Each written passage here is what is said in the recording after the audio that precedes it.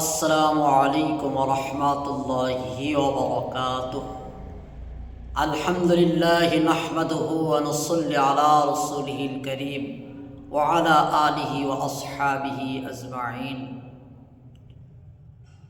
আজকে আপনাদের সামনে আমি একটি বিষয় নিয়ে হাজির হয়েছি, যেটা হচ্ছে আমরা মুসলমান আমাদের ঈমান আনার পরেই আমাদের একটি দায়িত্ব হচ্ছে, সেটা হচ্ছে নামাজ।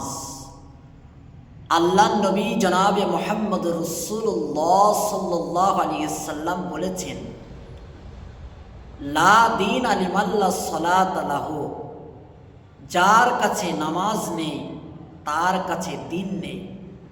সুতরাং আজকে আমরা প্রত্যেকটি মুসলমান আজকে একমাত্র নামাজ না পড়ে দিনের মধ্যে জোর করে আজকে আমরা শামিল আছি।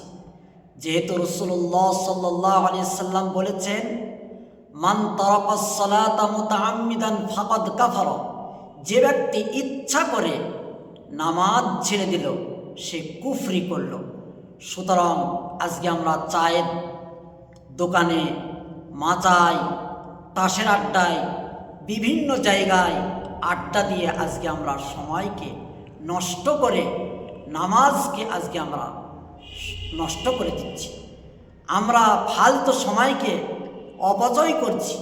সেই জন্য ভাই, সকলে আমরা ফালতু সময়কে অপচয় না করে সকলেই আমরা 5 ওয়াক্ত নামাজ জামাতের সাথে সকলেই পড়ব। ভাই, আমরা সকলেই আল্লাহ পাক নামাজ পড়ার তৌফিক দান করব।